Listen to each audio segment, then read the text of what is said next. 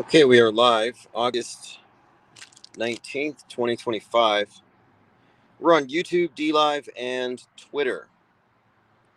And I believe all the comments are going to be linked. So if you're in the comments, say hello. And I will try to get you a blue wrench if I have any left in inventory here. Okay, it looks like we're just on YouTube and DLive. I might need to pay my YouTube bill. I got to pay the Pope, the Martian Pope. Elon Musk gets his $8 a month tithe in order for me to stream on his platform. Have you been using Grok? Look, I don't understand people who aren't using AI every day. Imagine if you had a new best friend who didn't need anything from you, didn't ask anything. All he wants to do is be useful, or she, or it. So your new BFF is just there to answer questions and do intellectual labor and work, to think, to cogitate, and to research thanklessly and selflessly. I mean, AI is just super helpful. People not wanting to use it, it's just kind of like, it's very Luddite. It is. It's like, at this point, I think we know that this is not going to turn around. And so if you're not an early adopter, you're going to fall behind. I remember there were people who were like, I don't want Big Brother to track me. I'm not going to carry a flip phone. And look where we are now. Those same people are going to be lining up for the implants. X32 says, I love AI as a tool. Yeah, exactly. It's a tool. I remember when I was using Photoshop, I was thinking if any of these Renaissance artists were alive today, they wouldn't be mixing their own pigments, like, grinding up rocks and stuff. No, they would be using Photoshop. They'd be airbrushing. They'd be working at Pixar. No, the only real art that matters is cave art. If you're not doing cave art, then you're giving up. Your art has no soul. The only art that has soul is art that's made with traditional mediums. Oh, really? What if I'm buying canvases that came from China? I mean, what if I'm buying paint that I didn't mix myself? But it's not really just the art that's a huge part of it, but the leveling of the playing field for those who want to get into film and animation. Plain says, when AI gets hacked, the data will be insane. Also, we can't really talk about AI as a monolith. It's not a singular entity that has arrived. And it's something of a misnomer. I mean, artificial intelligence has been conflated with this living entity, almost like an alien invasion. But in reality, it's more like automated intelligence. It makes more sense to think of it as simply as a tool. But the idea that it's sentient has been a tremendous misinformation campaign that I think is intentional. I think Big Brother wants you to believe in aliens and in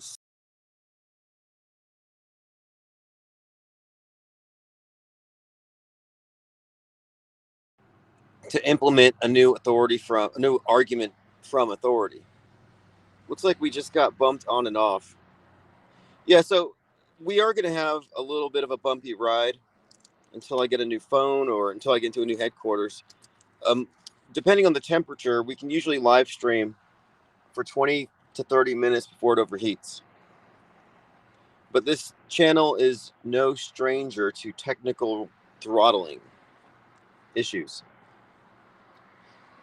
But I make use of my time. I could live stream and research and work on Infinite Plane Society's mission all day long, even if we're not live. We will be live. We will be engaging more with phone calls, and I have plans. But in this downtime, we can kind of fine tune those plans. Like, do I want to just open phones again? Or do I want to have some kind of filter on who gets to call in?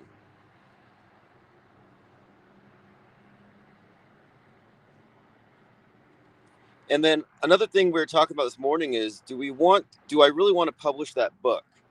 Do I want to make this content accessible and easy? And I'm thinking, no, I actually don't. I don't think we want a bunch of red pillars or people who are still in mainstream mediation to adopt the lingo, the lexicon, and posture as something that they're not. I've seen some of them I've seen this happen. I've seen people make statements after berating me for making such statements. I see them on X saying, oh, well, this is 100% staged and fake. But then when somebody presses them, they don't have any answers. So it's super easy to, blend in on a superficial level and fake stuff. But what we're aiming here for is an intelligentsia. You don't get this by converting people. You get this by recruiting the people who are already there. Like, you couldn't start a club or an organization and say, okay, we need this person to be successful in this industry. You go succeed here.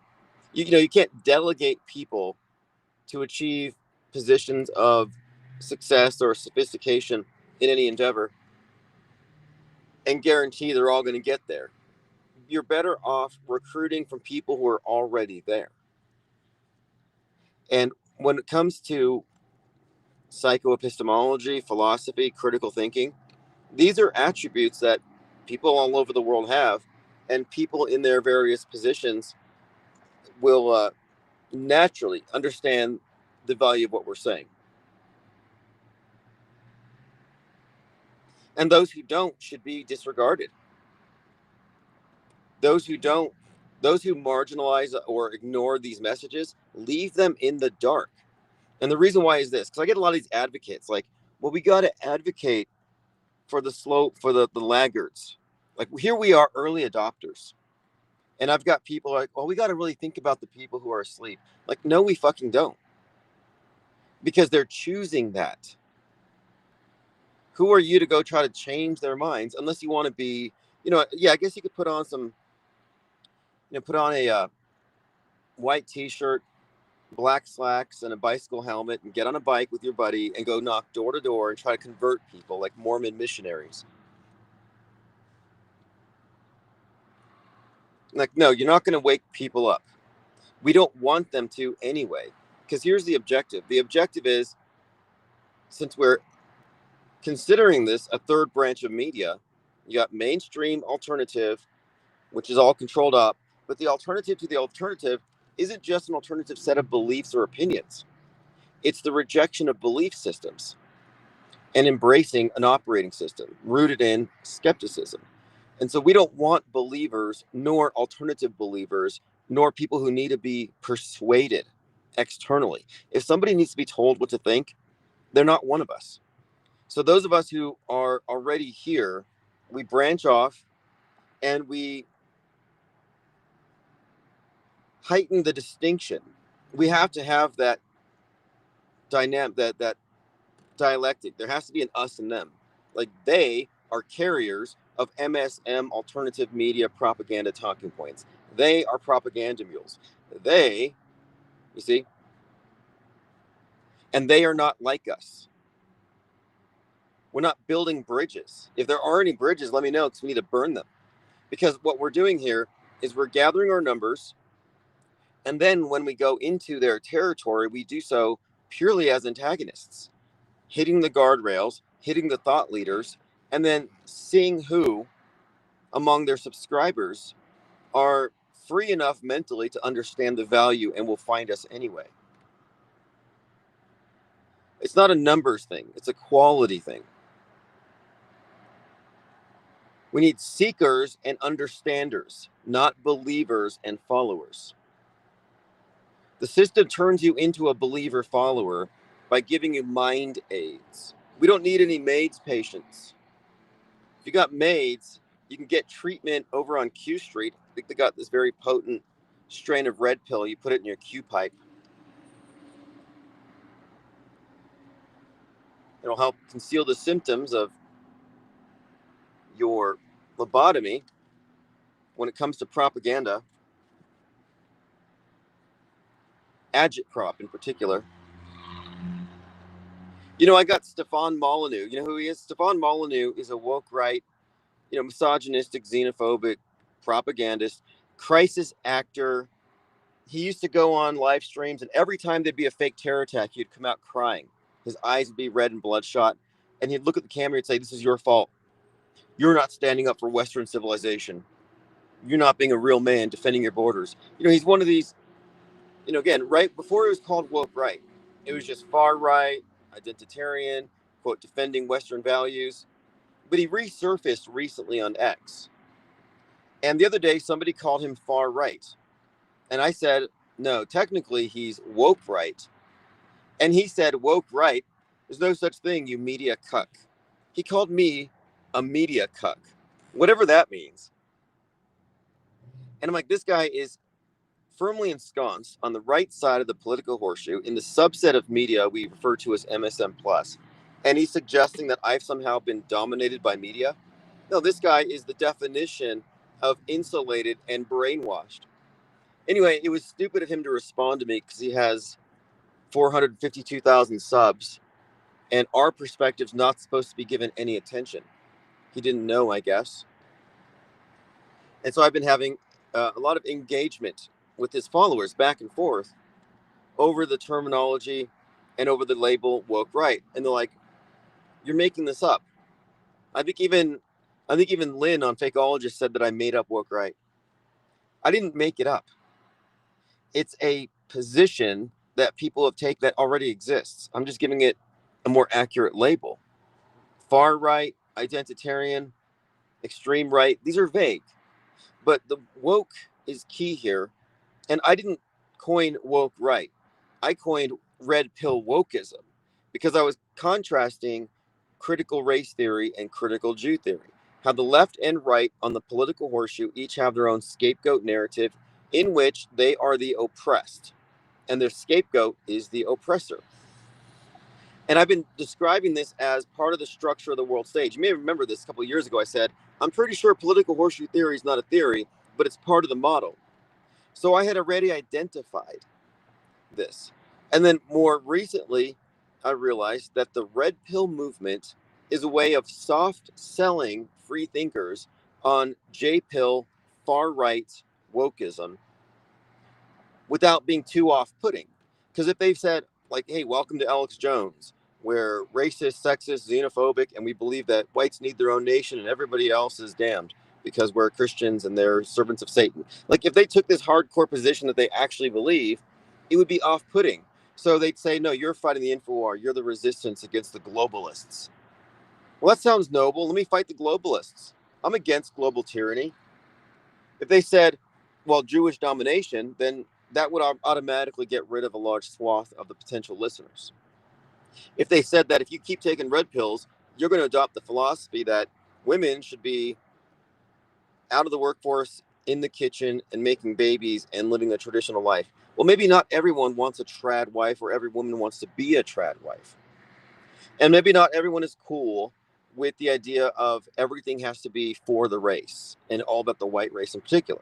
So not everybody is an identitarian along the lines of Nick Fuentes, but that is at the core, at the far, far right of their identity. It's based on this purity.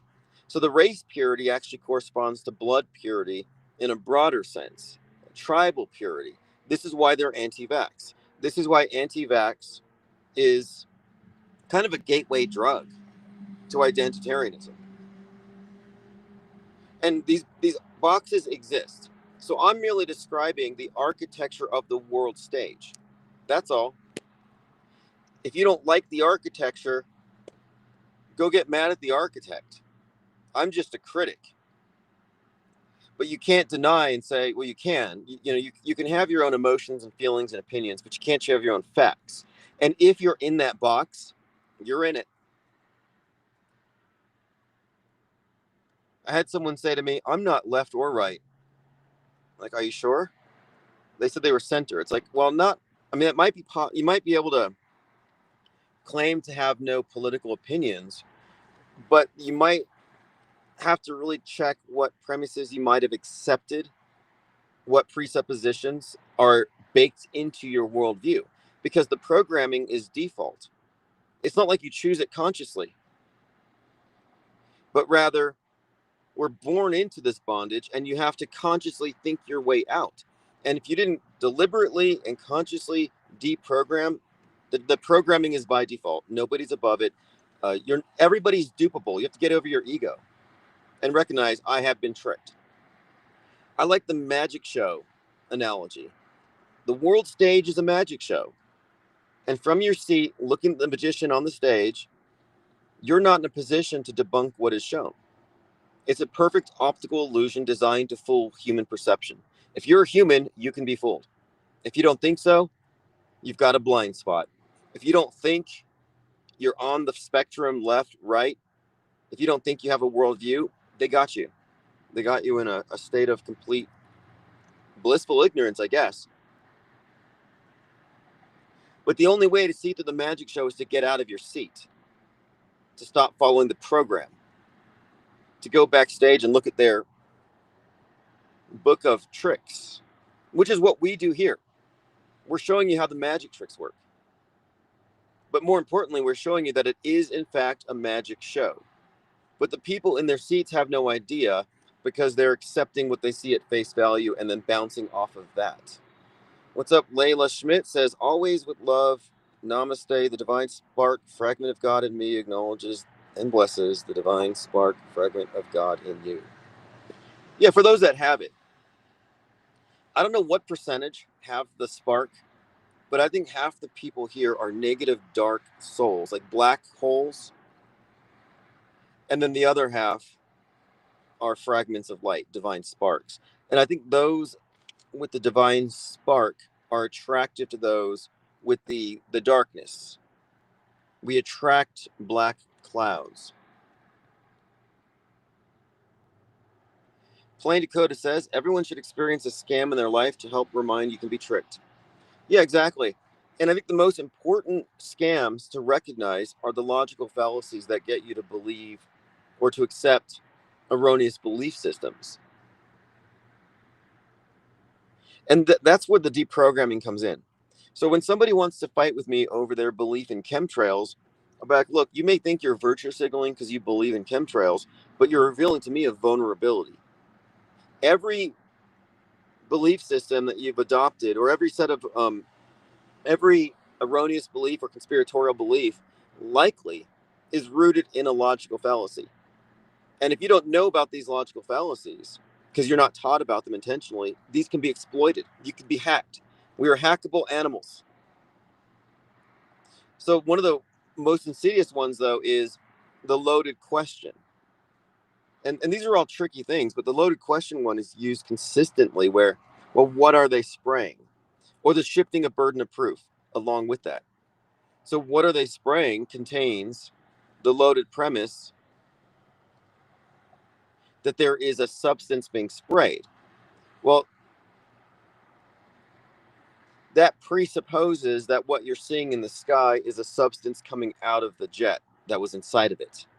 Because that's what a spray is, it's a substance. And this is a very important distinction because there's a qualitative difference between a substance being injected versus hot exhaust reacting with rarefied air at 30,000 feet, freezing temperatures. Two different explanations for why you would see trails. But even if you were to steel man, and this is another important point, you always have to reject the weak version of your opponent's argument. It's so easy to provide a weak version of it, a straw man argument, and then debunk it. That doesn't do anything. You're better off finding the best or the strongest version of their argument and then defeating that. So the steel man argument is to say, let's take what they're claiming at face value, hypothetically treat it as true, and then argue against it. And most of them have never even done it themselves. They're not doing their own intellectual work. They just adopted a belief and they defend it with their emotions and usually personal attacks. But the steel man is, okay, well, let's say it is a spray. Is there even a spray, a liquid, a substance you can put into an airplane that could provide enough volume to constitute one of these trails that goes on for miles after mile after mile? And the answer is no. The sheer volume of one of these persistent trails, if you want to call it a chemtrail, is far beyond what could come out of a single airplane. It's just too voluminous. However, these jets can produce unlimited hot air all day long. So what's more likely, that these miles long trails, hundreds of miles long, are the result of a substance being squirted, being, quote, sprayed, or that it's hot air? And that hot air, like a wake from a boat. You see a boat and it has a wake behind it. You think the fish are looking up at the wake? What are these boats spraying? What are they dumping in the water? No, it's an environmental disturbance. Or you have like a motorcycle, one of these BMX bikes going across the desert. It's got a trail of dust behind it. Would you say, what is it spraying? No, that trail of dust going behind it for hundreds of yards isn't a spray. It's the way that the environment is being disturbed behind it. So it's kind of analogous to the trails above are more about the environment than what is in the vehicle. Sunk Works Extra says the trick is to get us asking the wrong questions. Yes. Well, I've been duped. I've been tricked. I believed all the mainstream stuff. I was programmed. I was brainwashed. I was in the military. Doesn't get more brainwashed than that. There was a sergeant who had a barbecue, and they were listening to Alex Jones, and the word got out. And we had this big lecture about how we're not supposed to listen to Alex Jones. And I was like, who the hell is that? So my very next day off, I went to the library with an MP3 and I downloaded some Alex Jones. And I felt paranoid. The first time I listened to Alex Jones, I felt paranoid. That's how strong my brainwashing was. Conscious Reality says, Tim, did you hear the latest news about the Anunnaki? They've landed Project Bluebeam. No, have they arrived? I thought they were waiting until November. The UFO people have been very active lately. And they're not going to go away. Doesn't matter. The government can come out and explain all the different psyops, and they're still going to believe, no, they're still real. They're just telling us this because they don't want us to believe. J5 says, robots I call females left in my life are the most miserable effing things you ever had to deal with.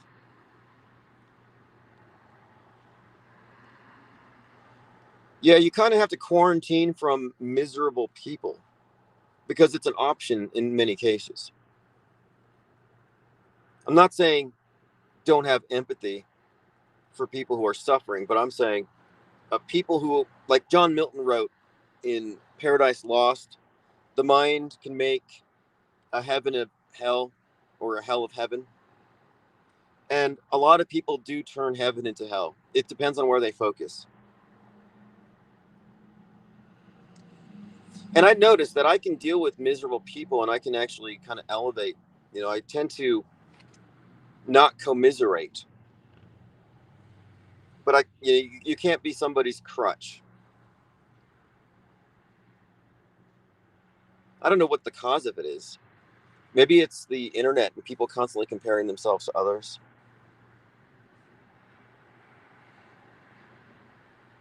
Or it could be something else. Maybe it's the chemtrails. One thing the chemtrails do, if chemtrails were real, is they make people into lazy researchers or inactivists. Because the chemtrail people are so nullified, they never do anything. Like whatever they're putting in it makes them very passive. It's like a pacification, almost like a sedative. Like, look, we're the only ones with visual evidence of a conspiracy oppressing us. We can see the poisons that Big Brother is spraying down on us. Yet, none of us are going to complain, and we still get on the airplane every year to fly to see the family on Thanksgiving. Imagine being a chemtrail believer and getting on an airplane. You'd have to be just a major hypocrite to even think of it. Because if you believe that airplanes are part of a genocidal attack on mankind and on Mother Earth, and you get on it, what does that make you? You're a monster at that point. You're complicit. It would be like finding out that McDonald's really does serve baby meat. And you're like, well, I got to get to work. So let me stop for a baby meat breakfast burrito. And then you go online, you're like, McDonald's is serving baby meat. Yeah, but you're eating the baby meat consciously. You don't even have an excuse. People who don't know about chemtrails have an excuse to get on a plane and fly around.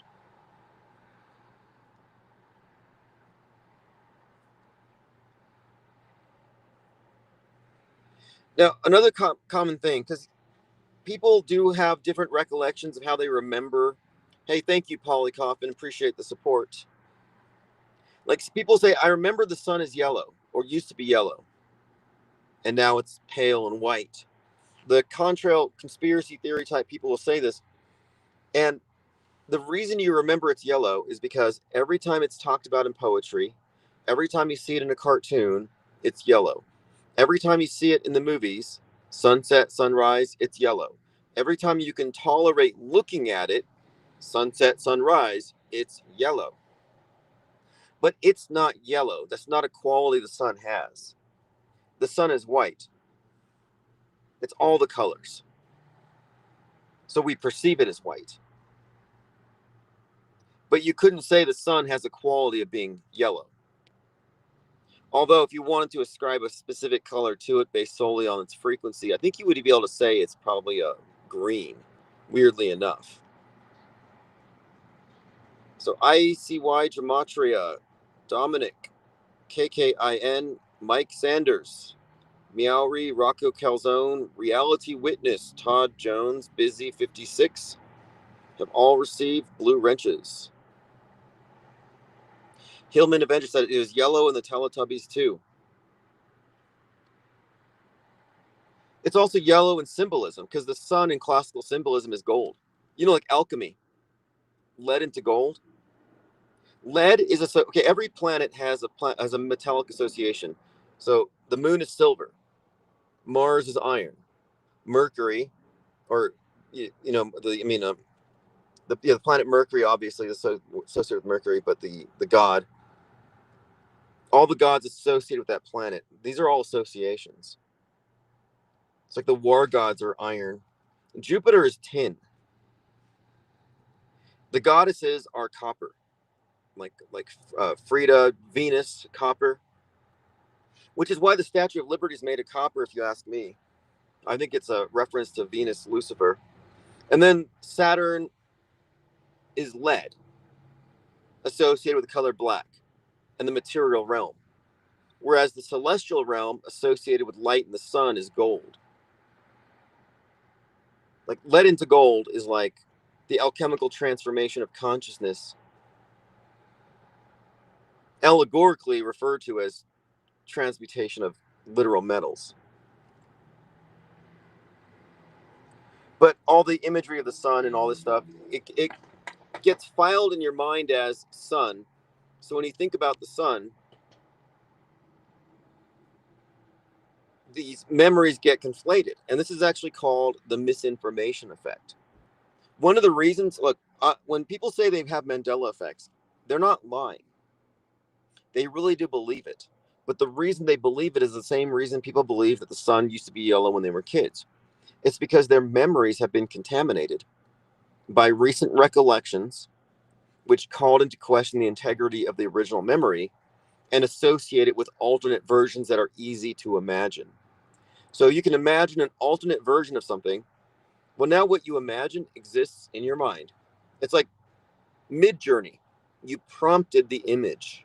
Now it exists. That image that you prompted, or that the person asking you about Mandela effects prompted. Hey, do you remember when Curious George had a tail? He just prompted, like Mid-Journey, your imagination. So now in your head, Curious George has a tail. Now that memory gets put in the same filing cabinet as your authentic memory of the tailless Curious George. Now, every time you think Curious George, there's two versions. And which one do you go with? And if you were gaslit by the person to the point where you questioned your original memory, then you might fall into that trap. But once you accept that premise, like, okay, things can change retroactively. Once you accept it, then you tacitly approve of all the others. Well, I don't remember these other ones, but I see them as legitimate. And none of them are legitimate. So the Mandela affected people have all been hit with the misinformation effect. I think it was a major psyop, a science experiment, a bunch of guinea pigs. They gave a bunch of people a total new worldview, got them into simulation theory, subjectivism, essentially gave them a shared delusion, which is what all religions do.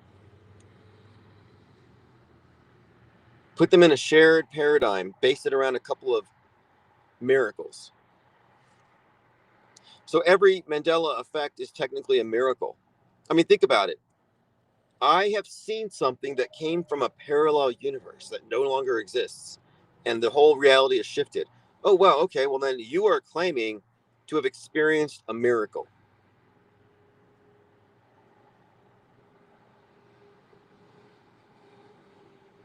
That's remarkable. I've never seen an angel. God has never come down and talked to me. I've never seen an alien. But the fact that you have seen and experienced something that came from another timeline, like, yeah, that's a freaking miracle. And there's a lot of reasons why people believe in miracles. So another point too is that belief systems aren't always necessarily rooted in facts. It can be for social reasons, emotions, because it massages your cognitive bias. Do It Say Less says, as far as I know, Mandela effects are non-existent outside of English-speaking culture. We don't have it in mainland in Europe. Yeah, isn't that interesting?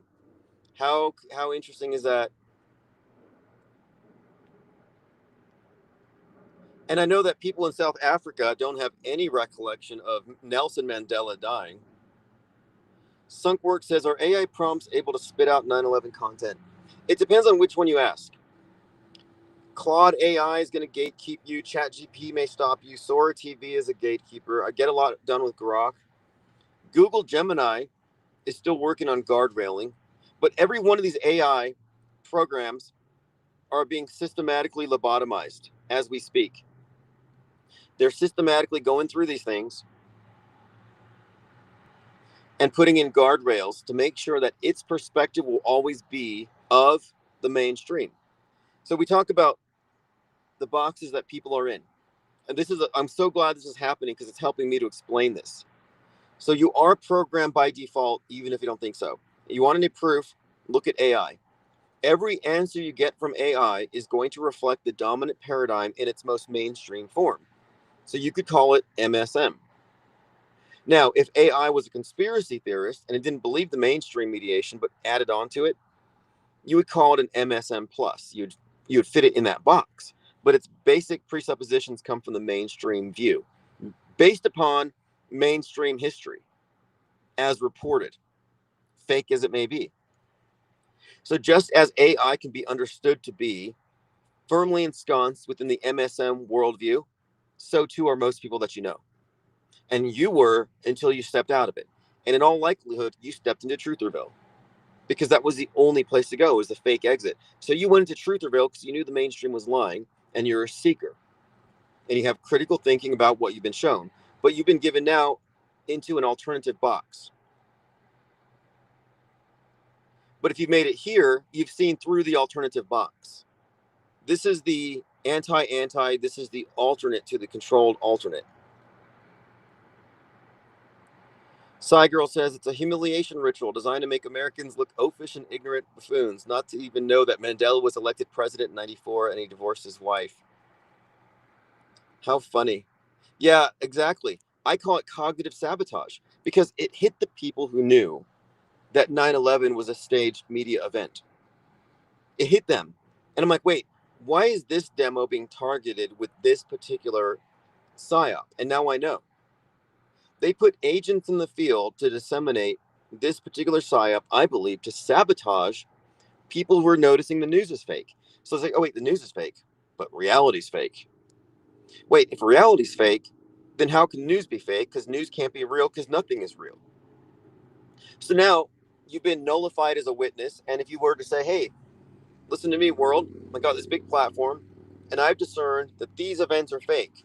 All they need to say is, yeah, but you also think that Fruit Loops is label change from when you were a kid, and that reality is constantly shifting, and that your underwear changed. And you also have no understanding of history because you think Nelson Mandela died, but you don't know anything about Nelson Mandela's policies or anything about their government. So absolutely, Girl says it worked on Stavely. Yeah, exactly. Well, either it worked on him or he was paid to disseminate it, but I honestly think he believed it. But he never came to thank me for disabusing him of a toxic belief system. He never said, hey, thank you for saving my mind. I would have gone the rest of my life with this as my filter.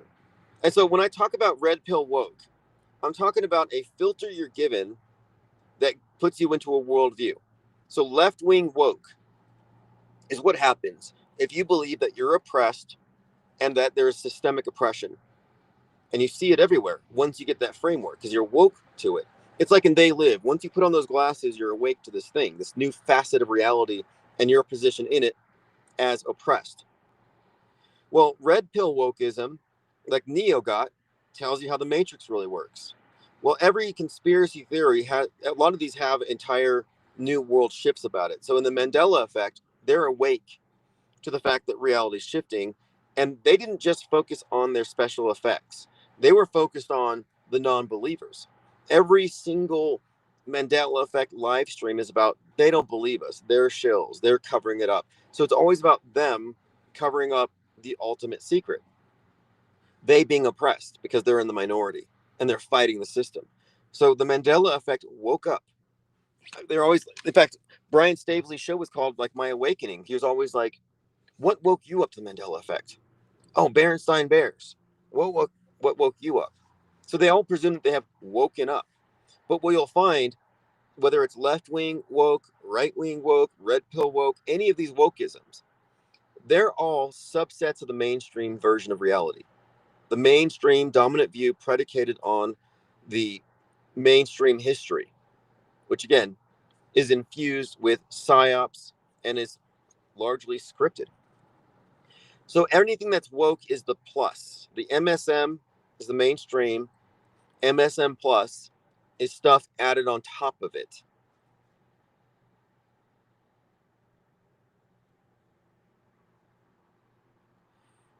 Ollie Goering says there's only one world mind control government, always have been. Yes, for all intents and purposes, there's only one government, capital G.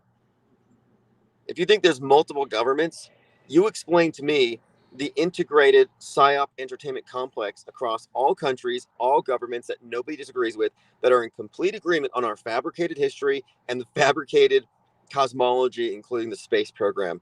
Explain that to me.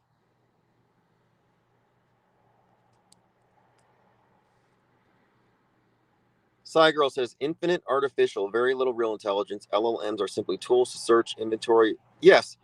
And when people talk to ChatGPT, it becomes like a one-man echo chamber. You can't trust it any more than you can trust Wikipedia. It's still a distillation of approved thought. It's not a source. AI is not a source. Wikipedia is not a source. These are sources for sources. They organize data for your convenience. Plain Decoded says, we are being oppressed, but it's just a pyramid scam and it might be natural as well as man-made.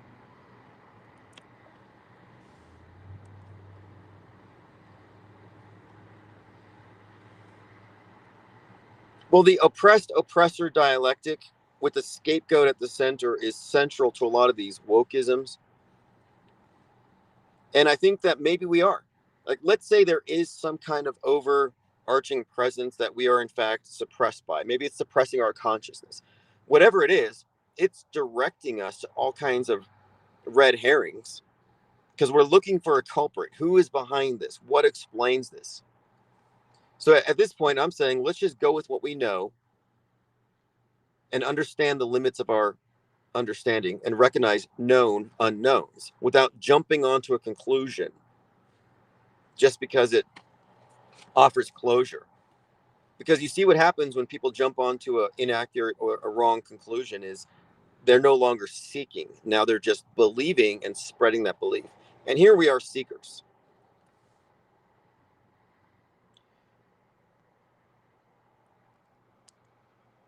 Sage says, when was this put in place? Was it some very old families originally organized a world scheme, the Vatican?